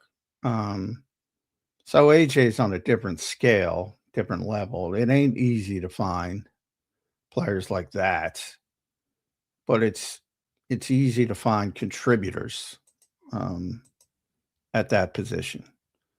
And look, if they lose AJ Brown, it's got to be a different plan. You gotta find a more impact. You can't just sit there and wait for 97. You got to go and get somebody. Yeah. And maybe Devontae Smith can be a wide receiver 1. He's certainly got the talent. I worry. Well, he's going to need a better 2 and 3 though than what he's got now. Or what? Yeah. Oh yeah. I mean, right now it would be Darius Cooper and Johnny Wilson, I think. Yeah, and I don't think Johnny Wilson is another guy I think is hurt by the shift in philosophy. Yeah, majorly. Maybe finally moves to tight end. What about Ben Van Sumeren? He might be hurt from the philosophy switch as well. Well, they're going to have a fullback. I think. Wait, is Ben's contract up? No, he's a restricted free agent, so he's not getting tendered. The restricted free agent tender is like over $3 million, so he's going to be unrestricted. And they're not going to tender him. So I don't think he's going to be back. They already signed a fullback on a futures deal. People might remember him from Kansas City, Carson Steele, brother, our guy, Caden Steele. I'm joking. They're not really brothers. They're not really brothers. Carson Steele. Last name though, isn't it, John? Oh, yeah. I always tell Caden he's like a Marvel character. Yeah, whatever the fuck. Caden Steele, it feels like, it feels like it's I might use that in a movie script I write. Caden Steele. Or Carson Steele might be. I'm sorry, Caden. That might even be better. Carson Steele. So they signed him and he had he played a little bit for Kansas City, but fullback is a bigger deal in this offense than it is in Look at Kyle Juszczyk. But again, it changes. McVay doesn't use it. So, if you have one, you use it. If you don't have one, you don't use it. John, the timelines for this don't necessarily add up, but does what happens with A.J. Brown change what happens with Jahan Dotson? I know it changes what the Eagles do, but is there a small forget about Jahan Dotson. He's not coming back. No, I don't think so either. But I just didn't know. I mean, if you get rid of AJ, I think you feel better with Dotson as two, than you do. That's one where I think it's mutually agreed upon to go in different directions. I don't think the Eagles were happy with it. I don't think Dotson was never given a shot here, though. I think that's why he's not coming back. He wants an opportunity somewhere. And apparently, him and Jalen Hurts had a powwow all summer last year, didn't they? They talked about that. Oh, we worked out together every day. Okay, it's take it for what it's worth, but forget about Jahan Dotson. Don't worry. Jahan Dotson. I'll see you next time. Thank you for the service, my friend. And he'll get an opportunity somewhere. He's a talented guy. I mean, he'll. But that's part of the reason why. It's like, DeAndre Swift didn't want to play here because, he wanted to catch the ball more. And DeAndre Swift's balling. And by the way, I can't get over Press Taylor being the offensive coordinator for awesome. Ben Johnson. It's awesome. It's awesome. The new great offensive mind in football that everybody loves has hired Press Taylor. Oh, it's so for my purposes, for my selfish purposes, it's awesome. I was so excited. I was so excited. I think it's awesome too. I mean, because he's another guy. I mean, Press is a good dude. He's a good coach, and he just got shit on unfairly, completely unfairly. And I just think it's hilarious that the best offensive mind in football just hired him to be his offensive coordinator. I think it's great, and he was already there. Press will be the head coach in a couple of years. Watch. Yeah, I mean, hire Doug Peterson as his offensive coordinator, and they'll beat the Eagles in Super Bowl 63. And he's getting more love with the 30 for 30 thing because evidently they mentioned him because he found the Philly special. But as with all coaching, he stole that from the Chicago Bears, who ran it in a meaningless Week 18 game against the Vikings where neither was going to the playoffs, and the Bears ran it, and the Eagles saw it and said, "Hey, let's put that in the offense." And Press Taylor saw it and ran it up the flagpole, and the rest is history. Yeah. All right, so staying on this receiver stuff, I do think it's an interesting thing because there's so much unknown, John. I mean, in theory, Mannion's new offense does create more target distribution. In theory, that's a theory only, but based on the offense that we think they're going to run. But that does kind of coincide or clash a little bit with the style of the quarterback who hasn't been a quarterback that gets to his third, fourth, read very often. So I wonder what that looks like this year. Well, that's something we haven't talked about. Most of the Shanahan McVay stuff is pure progression from the quarterback's perspective, like timing throws and stuff, right? Well, I mean, it's either when we were talking about Kirk Cousins explained it better than anybody else. Yeah, that was a great explanation. Basically the newer way that most people were doing, and now it's shifting back to pure progression is, all right, you eliminate, you have the quarterback read the defense and he sees the coverage and he eliminates the basically cuts it down to 3 receivers. And that's what Kirk did for years. And then O'Connell showed up and he had to go back to pure progression. And he's like, what the fuck, man? So, I mean, that's, 1, 2, 3, 4, 5, but, and obviously that is overblown as well, because nobody ever gets to 5. I mean, especially in this era of the NFL, you're dead in the water. So Steve Young had a great conversation with that way back with George Seifert. He's telling the story. George Seifert went to Joe Montana, who was obviously one of the great quarterbacks of all time. And he's like, why can't Steve Young progress through it? And Joe told him, yeah, I don't do that either. I just cut out, Joe was so smart. He would just realize the coverage are there. And Seifert, his own coach, is like, he thinks he's progressing. No, he already ruled that out pre-snap. Nobody can fucking progress to 5. Yeah, right. So, but it is going to be a change. The Eagles did some pure progression, and they sort of mixed in some, based on coverage.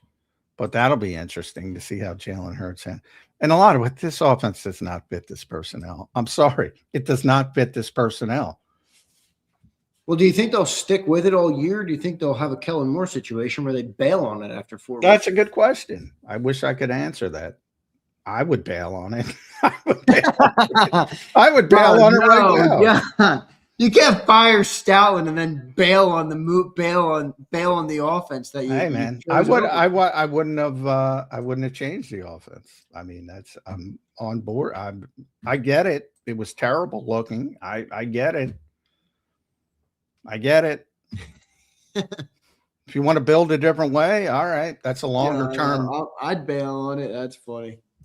That is funny. If you want to build a different way and build a roster and rip it down and say, we're going to take a couple steps back and rebuild it up a different way. All right. What I don't get is doing this, because you got a square peg and you're trying to get it in the round hole. You still don't believe this was, if Nick could have it his way, he wouldn't have done this. I think, I can't say for sure. That's just my speculation. I happen to agree that clearly. Yeah. I mean, I've spoken to Nick enough since he's been here that he's got a lot of confidence in himself when it comes to offensive football, and I find it very hard to believe that confidence wavered. So that's all I base that on. It's not him telling me or anybody telling me from the organization. I find it very hard to believe he woke up one day and said, you know what, I can't figure this out. Let me bring in 33-year-old Sean Mannion with 2 years of coaching experience. With 35-year-old Josh Grizzard and 38-year-old Mahaffey and 43-year. I find it very hard to believe. Sorry, Eagles. If you're listening, I find it very, very, very hard to believe. So where does it come from? If it's not Nick, you think it's Howie? Is it Jeffrey? It is not Howie. Yeah, it's got to be the head of the snake, right? Correct. We'll see what happens, as they say, everybody. We got a couple super chats we will get to. John, just to close up the wide receiver talk real quick for the day. What is your honest belief right now about what you think happens? If I pinned you down, got a proverbial gun to the head and said, John, what happens with the Eagles wide receivers? Who do they trot out wide receiver 1, 2, and 3 at the start of the year? Now, I know you can't put a name on 3 because of the draft and there's 50 different options. But I'm back to over 50%, 52-48, AJ back. So it'll be AJ Devontae and the 98th overall pick. All right, 98th overall pick. And then Darius Cooper to boot at wide receiver 4? Yeah. All right. That's kind of how I feel as well. I think that's what it'll have. I'm starting to feel like AJ might be back. Now, I don't know. Maybe I'm falling for the banana. Cilio brought up a good point. He's like, see, Zander, you fell for it. He's on there. He's up there at the stage, talking about, everything, trying to smooth everything over. His agent's telling him, don't go out there and kill your value. Don't go out there. Well, that he's 100% true. I wrote about that bullshit regurgitation of NFL media on Super Bowl Sunday saying there's been no trade talks. Well, there's no trade talks because there's never any trade talks at this time of year. The trade talk stuff will heat up at the combine. So that was bullshit. And Mike Garafolo explained that, by the way. If you listen to the actual segment, he gave all the context. But the headline is good. I like listening to Garafolo. But the headline people are awful. There's no trade talks with, and the aggregators are even worse because they don't listen. They just, there's no trade talks. Well, they don't talk about trading anybody at this time of year. That will pick up at the end of the month. And you'll know. I wish I was there. I'm not going to be there, but you'll know because it's a big, it's a big convention, Indianapolis. Like, it's not about the combine. That is secondary. That's not that important other than for the health checks for the process. When is the combine? Late this month, February 28th, something like that. So, that's where all the free agency stuff, the foundation of the free agency stuff, whether it's signing guys, trading guys, that's where it all starts.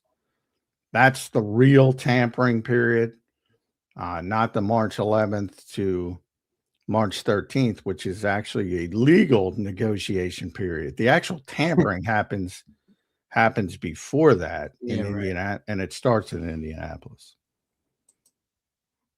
All right, good stuff there. We'll see what ends up happening here at the with everything that's going to unfold. How dare Brian Pumper? He just checked in and said, "No Johnny Wilson mentioned." Pump, are you listening? We talked about Johnny. Yeah, Come on. We talked about Johnny. I even said they might move him to tight end now. How about that, Pumper? You've been on that. Hasn't Pumper been on that for I don't know since he got drafted? No, Pumper thinks he's actually like an AJ Brown level receiver. Oh, is he? Sure I'm getting Pumper conflated with another. Pump, you gotta set the record straight, Pump, on what you feel. Here's Pump. Speaking of him, we got 3 super chats from him, so he's gonna dominate the conversation for the next 10 minutes. Pumper says, J-Mac just lied. Tanner Montana threw a touchdown to AJ and Smitty that year. Let's stop the Jalenite pandering, sir. I don't know why you try to go down this route because it's very easy not to lie, Pumper. I don't lie to begin with, but you're talking about the final 4 throws of the game prior where he's in for 4 snaps, and he did. And that's when you turn him 4 snaps or whatever throws, that part of him. And you're conflating that into he's a starting level quarterback, which is even dumber than saying week 18. That doesn't matter because he played with backups. So it matters because he had 5 good throws with A.J. Brown and DeVonta Smith.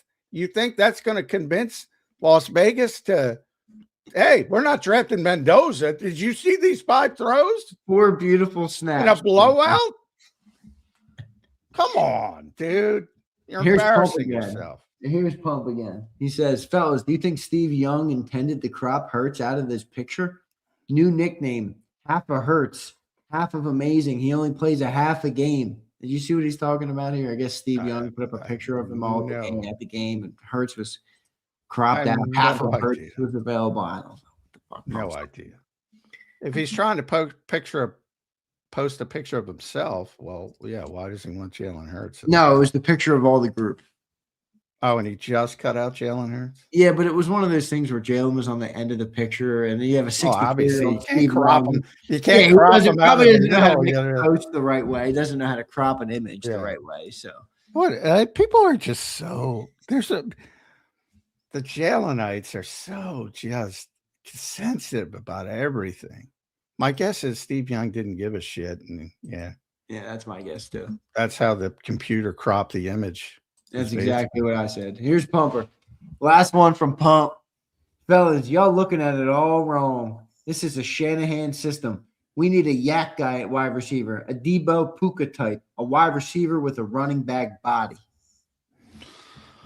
Well, I mean, yards after catch is important. It's not easy to get a Puka type. Debo, had a small window until he got out of shape. But, it's a big part of it. The manufactured touch aspect will be a big part of it as well.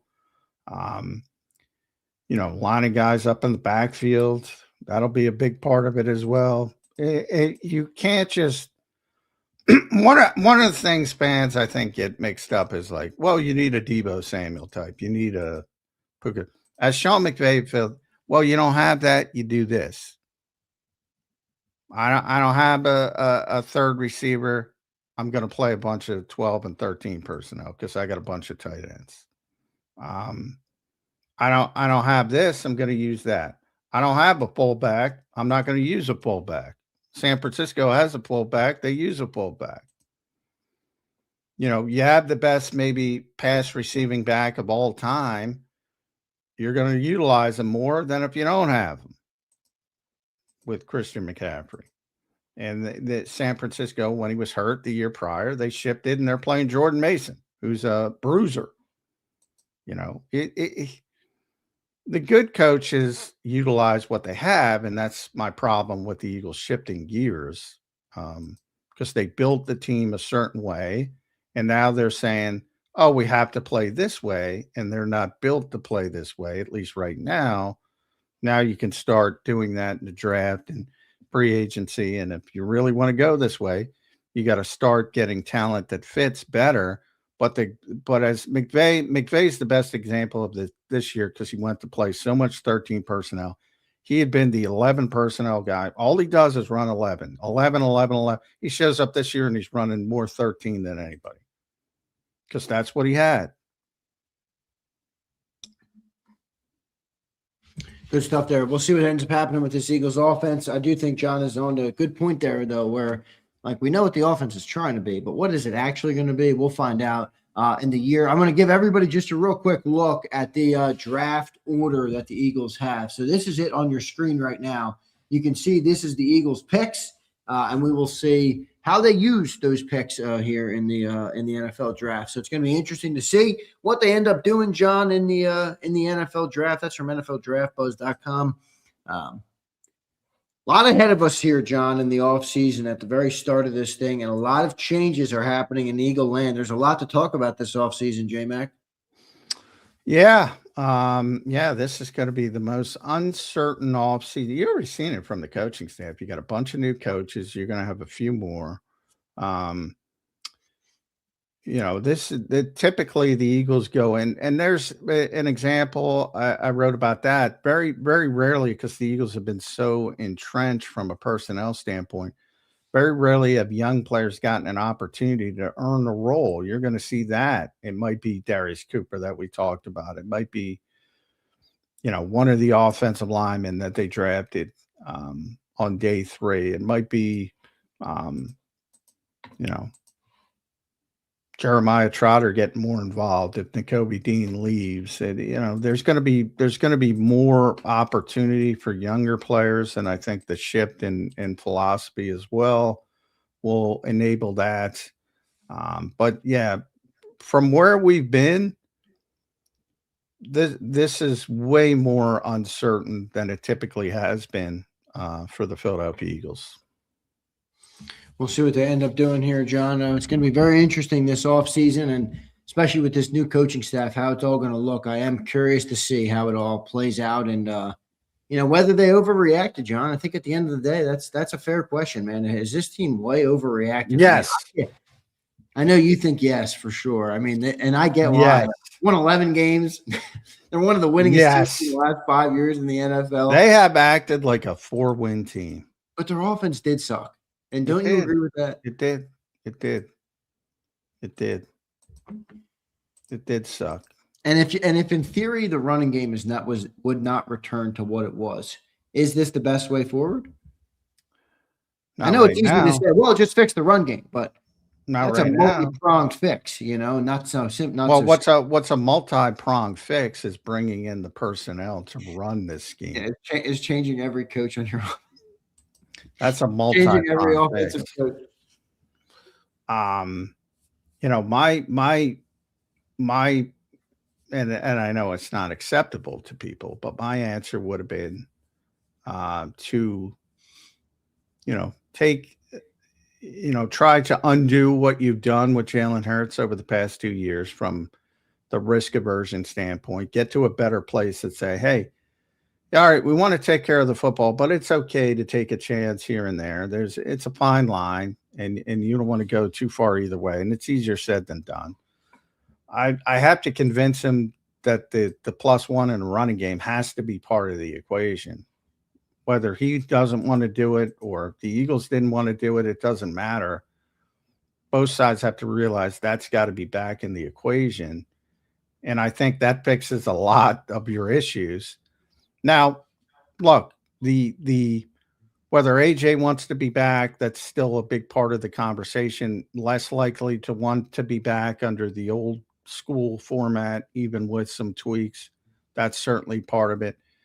Again, the injuries to Landon Dickerson and Lane Johnson and where they're going to be, that doesn't change. But man, they got a long stretch of demonstrated history of performing well and winning a lot of football games.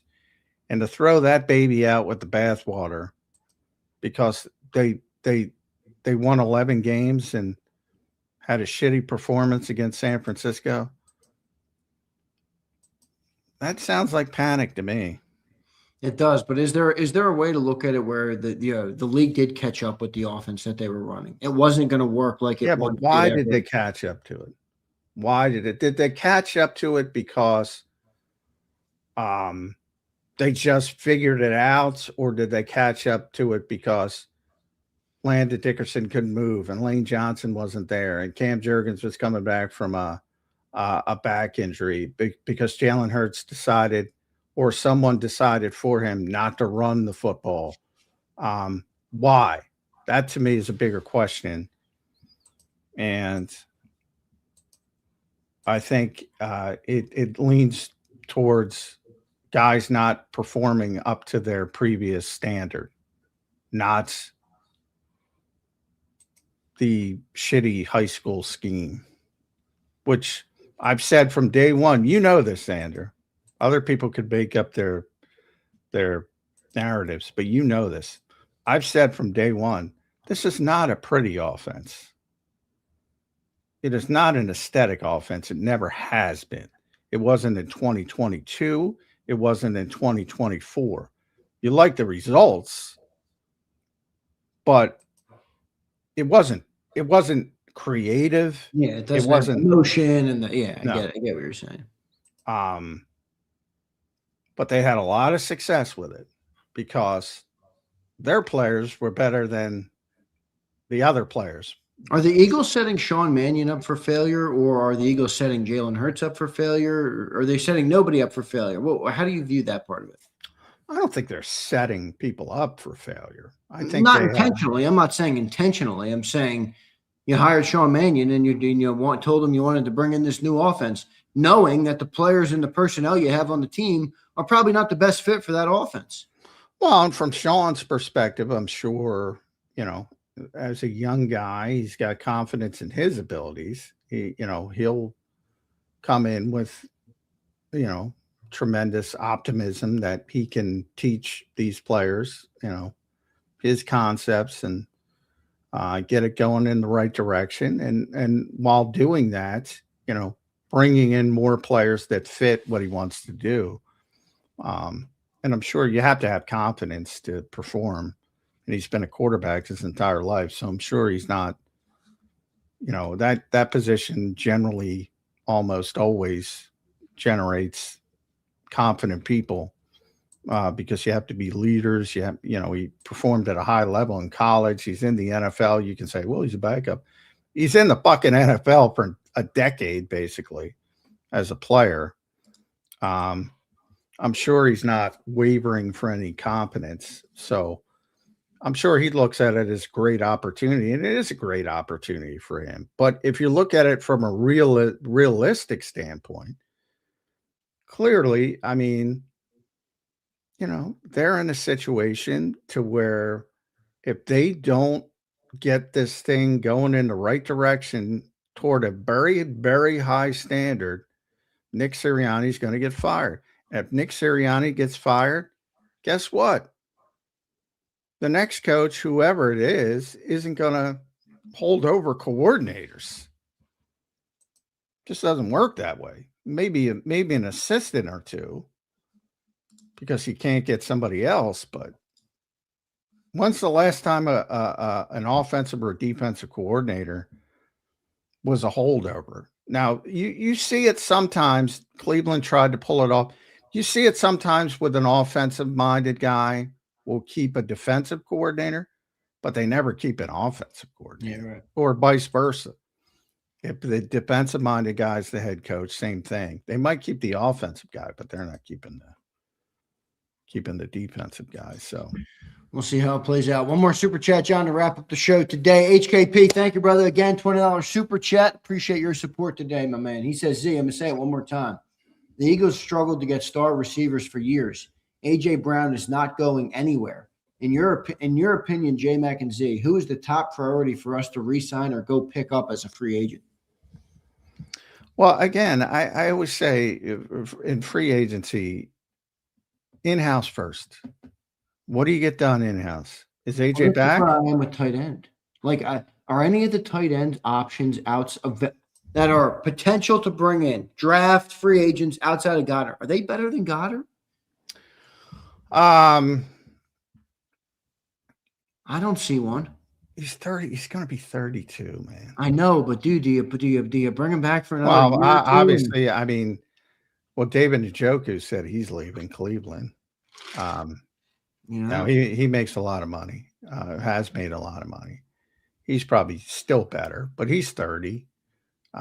Pitts obviously is better, and he's 26, but you're not going in that direction. He's 30. He's going to be 32 years old. That's just not the way. If he'll take a $10 million deal again, do you do it? Well, and that's the second part. Why would Dallas Goedert do that after you made him take a $4 million pay cut? Well, you've speculated that, or that you've talked about how, he is older. Maybe he doesn't get that much money in the open market, John. Well, that's the case. The market demands what the market demands. So, yeah, maybe the comfort of staying in the same place. He's only known one professional home. Yep. So maybe that factors into it. He's going to test the open market. Yeah, and if he gets, and I think, going. Yeah, and I think because teams aren't not that smart either. And because he had a bunch of touchdowns this year, I think he's going to get paid. I think he's going to get a 2-year deal and he's going to get paid a decent amount. And I think the Eagles are out at that point. But when it comes to his answer, again, it's backwards. You got to wait. If you're trading AJ, all of a sudden wide receiver gets very amped up. If you can't sign Jalen Phillips, then edge defender gets really amped up.